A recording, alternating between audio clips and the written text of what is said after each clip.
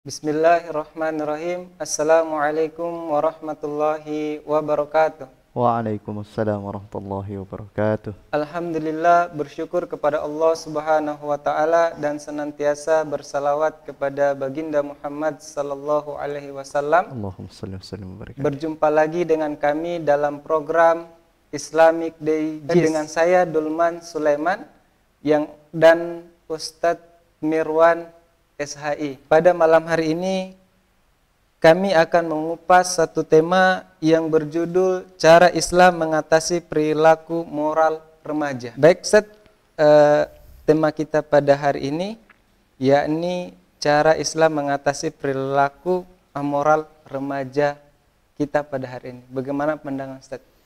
Ya, baik. Bismillahirrahmanirrahim. Assalamualaikum warahmatullahi wabarakatuh. Waalaikumsalam. Langsung saja. Jadi memang pada hari ini kita melihat mirisnya kehidupan remaja kita. Ya. Banyak sekali kemudian kasus-kasus yang itu kasus-kasus kriminal yang itu melibatkan para remaja kita, khusus remaja-remaja kita di Indonesia ini. Mulai dari kemudian kasus narkoba, perzinahan, ya kan, pembegalan, pembunuhan, pemerkosaan, dan kasus-kasus yang lain. Ada yang melawan gurunya, ya kan? Kemudian ada yang sampai gurunya itu dikejar dengan menggunakan barang tajam. Ini semua adalah krisis moral. Ini semua adalah dekadensi moral, ya. Terlihat jelas bahwa kemudian moral remaja kita di Indonesia ini sangatlah rusak saat ini. Ini adalah fakta tentang narkoba, ya, bahwa remaja kita sekarang tidak sedikit yang kemudian terjerumus dalam penyalahgunaan ya barang haram itu, ya kan. Terus kemudian tentang perzinahan, itu kabar terakhir yang kita dengar bahwa kabar terakhir itu adalah di Ponorogo, Jawa Timur, ya. Itu ada 266 kasus, 266 pelajar yang mengajukan dispensasi nikah. Kenapa? Karena mereka hamil di luar nikah. Kemudian data dari Pengadilan Agama Surabaya, Jawa Timur, itu ada 15.000 pelajar yang mengajukan dispensasi nikah, dan 80% dari itu akibat karena hamil di luar nikah. Ini semua adalah kerusakan. Ini semua adalah kemudian dekadensi moral, ya. Rusaknya moral remaja kita. Ya, seperti itu. Belum lagi setiap hari kita mendengar berita pembunuhan, pembegalan dan lain sebagainya. Tidak sedikit itu dilakukan oleh remaja-remaja kita. Yang harusnya remaja itu sebagai pion, sebagai kemudian generasi terbaik untuk melanjutkan kehidupan, untuk agar supaya kehidupan kita itu menjadi lebih baik. Di tangan mereka itu adalah masa depan yang cerah. Justru sekarang kita melihat fakta yang terjadi sebaliknya, malah sebaliknya, ya kan? Jadi memang fakta yang terjadi di depan mata kita bahwa saat ini dekadensi moral atau rusaknya moral remaja kita di Indonesia ini sangat banyak sekali data-data, ya. Data-data, kemudian kalau kita mau buka-buka berita, ya, data-data tentang kerusakan moral. Ada yang kemarin ini harusnya Ramadan ini, ya. Ramadan ini kita suasanakan dengan suasana ketaatan kepada Allah, dengan suasana takwa kepada Allah Subhanahu wa taala. Tapi remaja kita tidak sedikit yang menghiasi Ramadan itu dengan kemudian melakukan perang sarung. Nah, perang sarung yang di ujung sarung itu, sarungnya itu dililit, ya. Kemudian di ujung sarung itu kemudian ditaruh batu. Mereka melakukan tawuran atau perang sarung itu dengan tujuannya adalah menciderai lawannya sampai ditaruh batu. Itu sadis sekali, ya, sampai ditaruh batu. Nah, ini adalah kerusakan moral. Harusnya kita menjalin Ramadan ini, kita mengharapkan bahwa remaja-remaja kita menjalin Ramadan itu dengan apa? Dengan kemudian ketaatan kepada Allah, dengan ketakwaan kepada Allah. Nah, ini semua adalah kerusakan-kerusakan yang terjadi. Jadi seperti itu. Baik, Ustaz. Dari fakta-fakta tadi yang sudah disampaikan Ustadz, bagaimana kita melihat Islam itu untuk mengubah moral mereka itu? Ya, baik. Jadi sebelum kita ke situ, kita bahas dulu tentang penyebab apa yang kira-kira membuat remaja-remaja kita ini sebenarnya sampai moralnya rusak seperti itu. Ya, kalau kita petakan ternyata di sini ada saya petakan ada 4 penyebab. Yang pertama adalah do'ful iman, yaitu lemahnya keimanan. Lemahnya keimanan di antara remaja-remaja kita hari ini. Ya kan?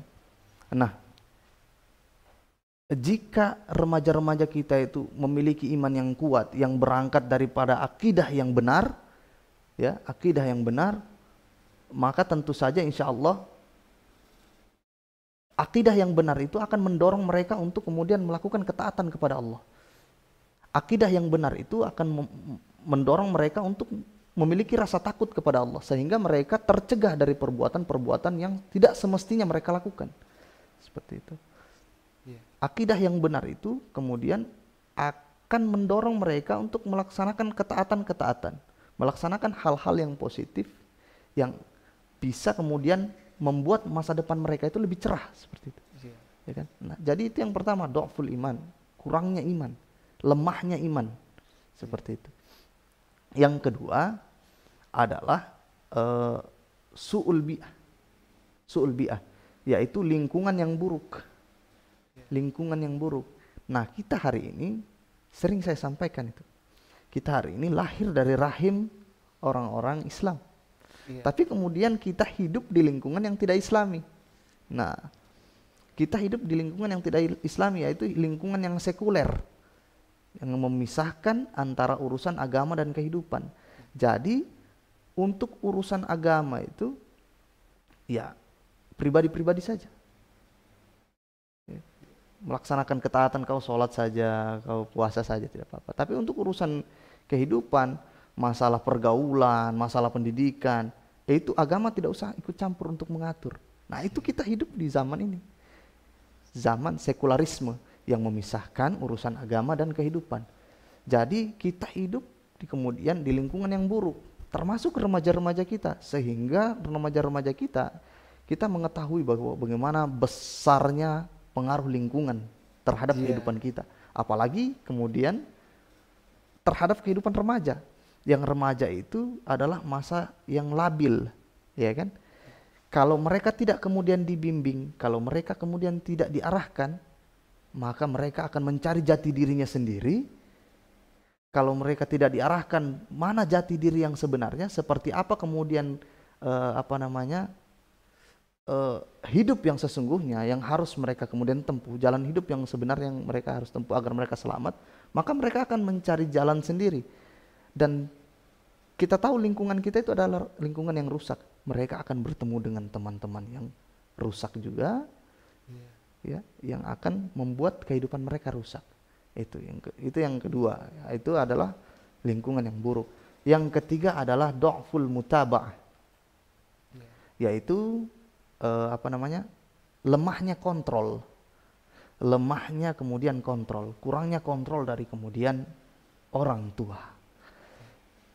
Pengaruh orang tua terhadap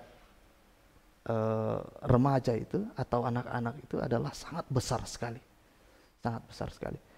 Maka tidak heran ya sekarang itu remaja itu banyak yang rusak. Ya karena orang tuanya juga acuh tak acuh seperti itu. Anaknya mau kemana saja dibiarkan, dengan bahasa kan sudah besar, sudahlah tidak apa-apa, biar saja dia berteman, dan tidak diperhatikan dengan siapa dia berteman, ya kemudian dengan siapa dia keluar, lingkungannya seperti apa, ini semua kurang kontrol dari orang tua, seperti itu. Kemudian diberikan gadget, yang di dalam gadget ini kalau tidaklah anak-anak atau remaja itu diarahkan, maka mereka akan dengan sebebas-bebasnya untuk mengakses. Maka tidak sedikit ya data mengatakan remaja itu sudah mengakses video pornografi ya. Seperti itu. Jadi itu kurangnya kontrol ya. Harusnya orang tua kan kontrolnya penuh terhadap remaja. Seperti itu. Jadi mereka harus perhatikan di mana lingkungan pergaulannya, ya kan? Jadi seperti itu. Itu yang ketiga. Dan yang keempat, ini yang sebenarnya yang paling urgen. Ya. Kenapa kemudian remaja kita rusak? Dan kita melihat kerusakan ini terjadi bukan hanya 1-2 kasus saja. Ya kan? Dari setiap lini rusak remaja kita ini. Ya kan? Pergaulan bebas, ya kan? Seks bebas, narkoba, ya kan? Pembunuhan, pemerkosaan, ya kan? Su'ul adab, kurangnya adab dan lain sebagainya. Kita melihat ini terjadi secara sistematis. Maka boleh kita simpulkan salah satu penyebab, ya kan? Kemerosotan moral dari remaja kita adalah tidak adanya penjagaan ketat dari negara kita. Tidak ada kemudian penjagaan ketat dari negara seperti itu. Yang kejahatan ini adalah tersistematis ya. Karena meluas dia secara masif.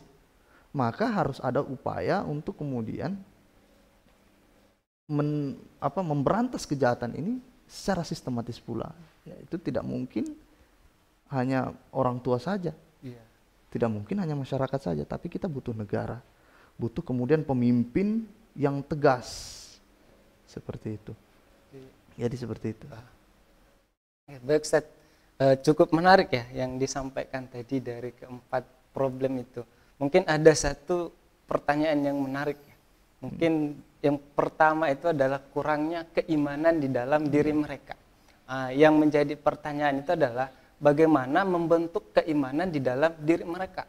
Apalagi kan mungkin ada yang anggapin cukup masukkan ke dunia pendidikan, ke pesantren gitu dan lain sebagainya.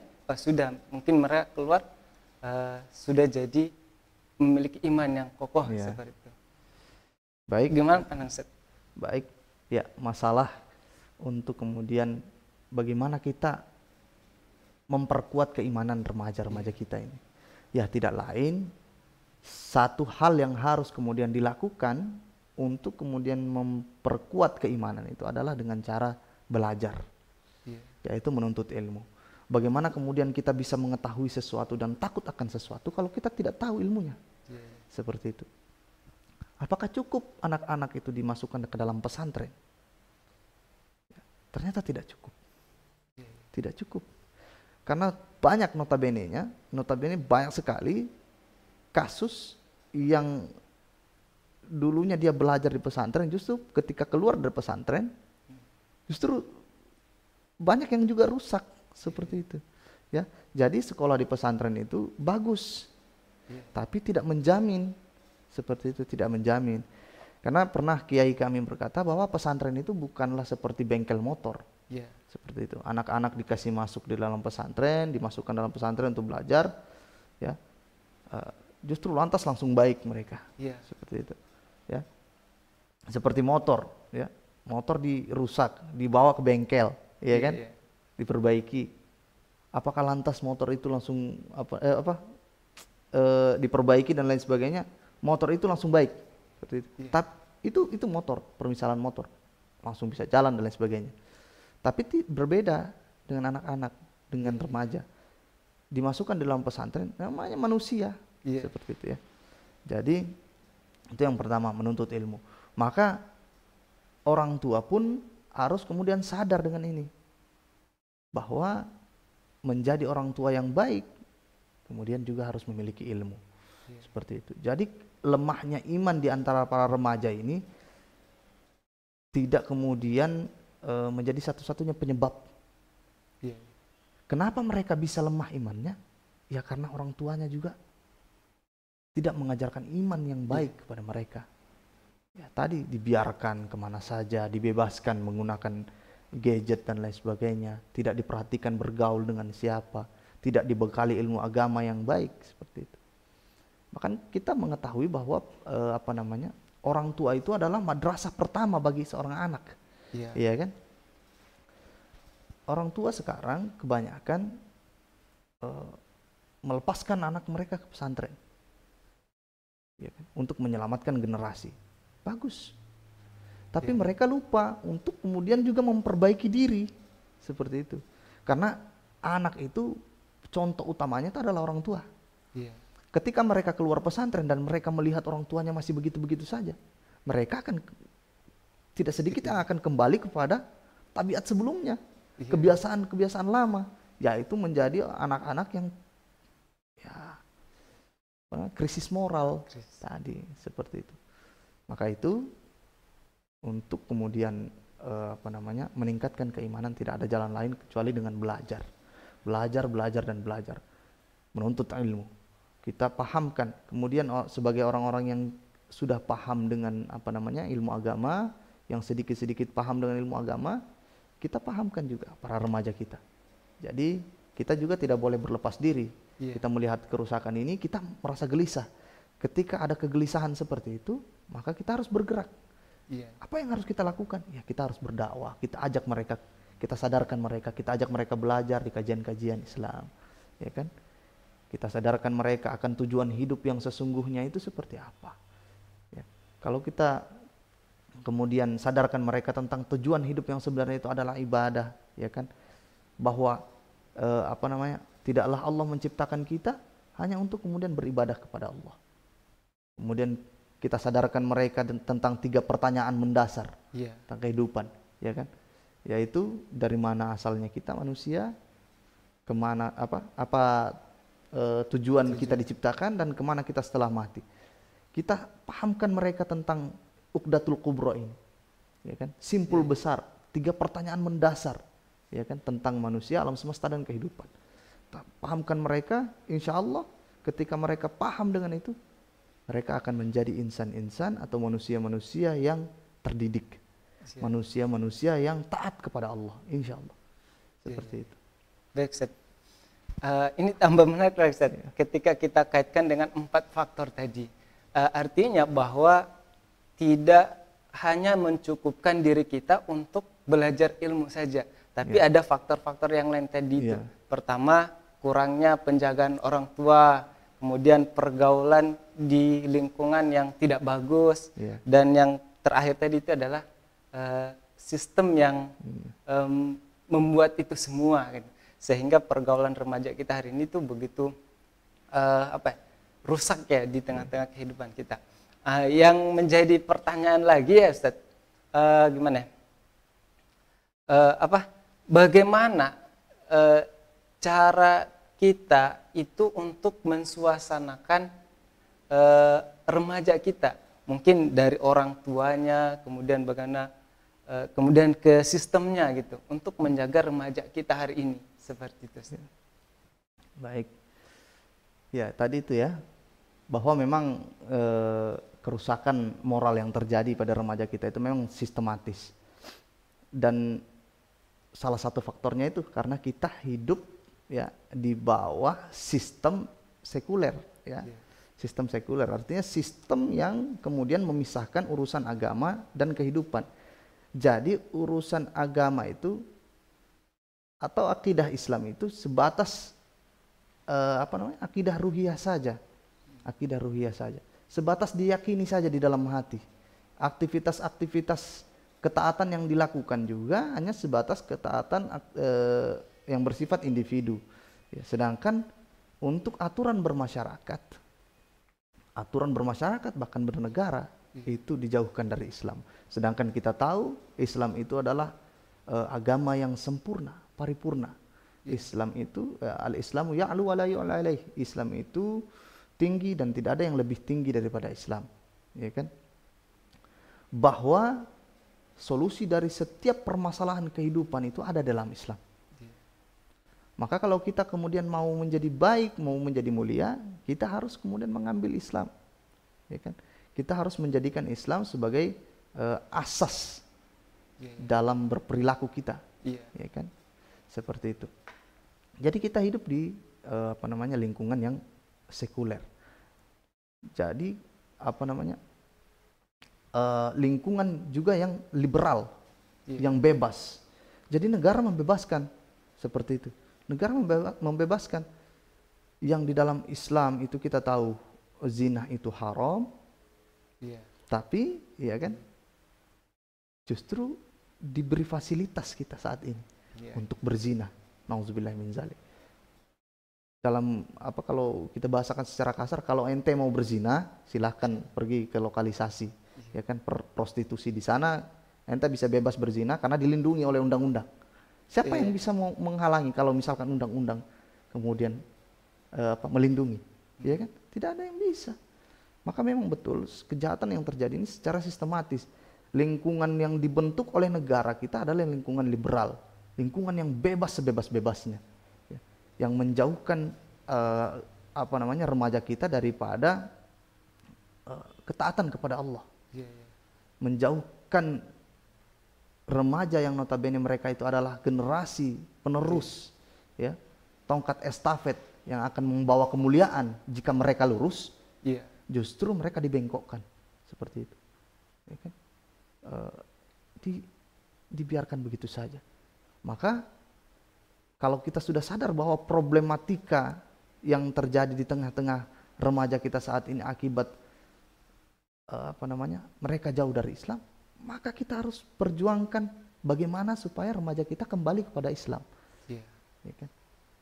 Kita sadarkan orang tuanya, kita sadarkan generasi-generasi kita, remaja kita, termasuk kita sadarkan pemimpin-pemimpin negeri ini, para pemegang jabatan, para pemangku jabatan. Jadi dakwah itu ya seperti itu. Sekali lagi saya sampaikan bahwa tentang dakwah itu tidak cukup hanya sebatas berbicara di atas mimbar, tentang berceramah di depan umum. Tapi dakwah itu adalah menyeru, yaitu dengan seruan amar ma'ruf nahi mungkar, seruan kepada yang ma'ruf dan mencegah dari para kemungkaran. Dan dakwah ini dilakukan tahapnya itu ada yang tahap keluarga, ada yang masyarakat, bahkan ada yang level negara. Ketika kita melihat kemudian kemungkaran, maka kita cegah. Apapun level kemungkaran itu, maka kita cegah dengan upaya kita, dengan semampu kita. Seperti itu. Ada yang kemaksiatan dilakukan di ranah keluarga atau individu, bisa kita cegah. Kita cegah dengan lisan kita. Ada yang level masyarakat, bahkan level negara. Seperti tadi, negara tidak mau taat dengan Islam. Negara kemudian mencampakkan hukum-hukum Al-Quran dengan lebih memilih hidup dengan sistem sekuler, yaitu tidak menggunakan agama untuk mengurus urusan berkehidupan, bernegara. Nah, ini adalah kemaksiatan. Seperti itu. Sedangkan di dalam Islam tidak boleh dipisahkan antara urusan agama dan kehidupan. Kalau dipisahkan, maka kita lihat sekarang yang terjadi adalah kerusakan. Seperti itu. Baik, Masya Allah, luar biasa. Baik, ada tadi ya, berarti dalam hal ini itu juga negara harus bertanggung jawab atas moral remaja kita hari ini. Karena tidak adanya penjaga atau negara yang membuat lingkungan yang Islami, akhirnya remaja kita jadi rusak moralnya ya. Apalagi seperti fakta-fakta tadi yang sudah disampaikan Ustadz. Pertanyaannya, kemudian muncul lagi pertanyaan, negara yang seperti apa yang menjamin agar remaja itu menjadi orang yang selalu taat kepada Allah Subhanahu wa taala, agar moral mereka juga dijaga. Karena tadi disampaikan gitu bahwa negara juga harus bertanggung jawab. Seperti itu, Ustaz. Baik. Untuk menjawab ini saya kasih kita semua bahwa sebenarnya ketaatan atau ketakwaan itu ada 3 pilarnya. Ada 3 pilarnya.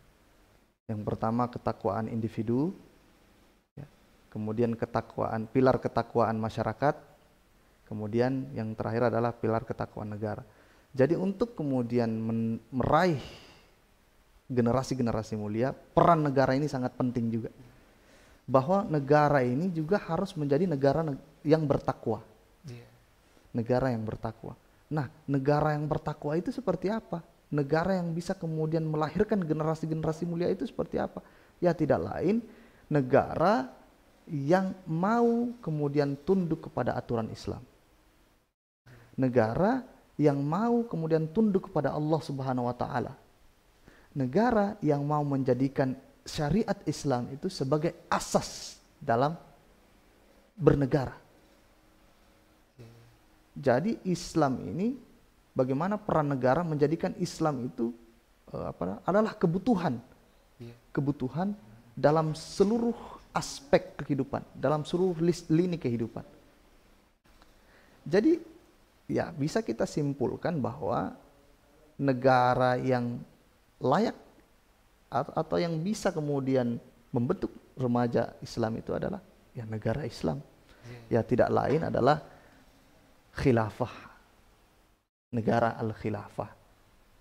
Sebagaimana kemudian Rasulullah SAW pertama kali memimpin, ya kan, memimpin negara di Madinah, kemudian dilanjutkan oleh Khulafaur Rasyidin, kemudian dilanjutkan oleh Bani Umayyah, kemudian Bani Abbasiyah, dan terakhir Turki Utsmani. Bagaimana kita melihat generasi-generasi Islam pada saat itu, remaja-remaja, pemuda-pemudanya gemilang, cemerlang, iya kan, berprestasi seperti itu, luar biasa. Maka yang kita butuhkan adalah negara yang mau tunduk kepada aturan Islam. Negara yang mau tunduk kepada aturan Islam, yang menjadikan Islam sebagai asas dalam bernegara, pasti negara itu akan mulia. Negara yang mau kemudian bertakwa kepada Allah, beriman dan bertakwa kepada Allah, akan menyeru masyarakatnya kemudian untuk bertakwa, beriman dan bertakwa kepada Allah. Ketika negara yang menyeru, yang menyuruh, siapa yang bisa menghalangi? Tidak ada. Ya kan? Kita masyarakat ini akan menjalankan apa yang dititahkan oleh negara. Kalau negara membuka pintu kemaksiatan selebar-lebarnya kepada masyarakat, masyarakat juga iya-iya saja. Tapi kalau negara kemudian dalam hal ini seorang pemimpin, dia takut kepada Allah, dia taat kepada Allah, dia kemudian bertakwa kepada Allah. Bertakwa ini dia ingin menjalankan perintah Allah secara keseluruhan. Apa yang kemudian diperintahkan oleh Allah, dia kemudian ingin kemudian jalani, ingin dia terapkan. Kemudian apa yang diharamkan Allah, dia haramkan juga. Maka dia perintahkan masyarakatnya untuk bertakwa kepada Allah. Dia punya kekuatan. Maka setiap kemaksiatan-kemaksiatan yang dilakukan, terkhusus kalau yang kita bahas saat ini adalah remaja, tidak akan kemudian bisa masif. Karena punya aturan. Karena punya hukum. Siapa kemudian yang melanggar, maka dia akan dihukum secara hukum Islam, seperti itu. Oke, baik Ustaz, luar biasa apa yang disampaikan oleh Ustaz tadi mengenai tentang bagaimana negara mengatasi remaja. Yang pertama dilakukan adalah negara harus bertakwa kepada Allah Subhanahu wa taala dan menerapkan semua aturan-aturan dari Allah Subhanahu wa taala. Baik, sebelum kita tutup mungkin Ustaz memberikan closing statement sebagai penutup kita pada kesempatan kali ini. Baik, para pemirsa Islamic Digest yang dirahmati oleh Allah Subhanahu wa taala, kalau kita kemudian merujuk kepada ayat Allah Subhanahu wa taala, Allah Subhanahu wa taala berfirman, "Walau anna ahlal qura amanu wattaqau lafatahna 'alaihim barakatin minas sama'i wal ard. Walakin kadzabu fa akhadnahum bima kanu yaksibun." Kata Allah, jikalau sekiranya penduduk negeri-negeri ini beriman dan bertakwa kepada Allah, maka Allah akan membukakan pintu keberkahan daripada langit dan bumi. Nah, jadi untuk kemudian memberantas segala bentuk keburukan, kemunafikan, terkhusus yang kita bahas hari ini adalah krisis moral dari para remaja ini, adalah dengan bertakwa, beriman dan bertakwa kepada Allah Subhanahu wa taala. Penduduk negeri yang dikatakan oleh Allah situ. Jadi bukan sekedar takwa individu atau takwa masyarakat, tapi penduduk negeri. Artinya seluruh penduduk negeri itu harus bertakwa. baik keluarga, masyarakat, sampai tingkat negara. Pemimpinnya juga harus bertakwa, harus menjalankan kemudian ketaatan kepada Allah. Dia harus takut kepada Allah. Seperti itu. Maka akan lahir keberkahan dari langit dan bumi. Tapi kata Allah, walakin kadzabu. Tapi mereka kemudian mendustakan ayat-ayat kami. Mereka tidak mau kemudian bertakwa. Mereka tidak mau kemudian beriman kepadaku dan bertakwa kepadaku. Mereka malah menjadikan Al-Quran atau firmanku itu diabaikan. Seperti itu. Fa'akhadnahum bima kanu yaksibun. Maka kami azab mereka akibat apa yang mereka perbuat. Maka kerusakan-kerusakan yang terjadi, itulah akibat daripada setiap maksiat yang kita lakukan kepada Allah. Seperti itu. Maka untuk kemudian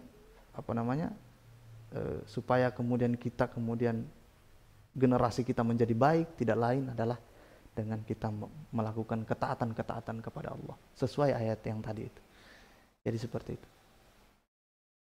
Baik, permisa yang dirahmati Allah Subhanahu wa taala, itulah hasil perbincangan kita bersama Al-Ustadz Mirwan SH.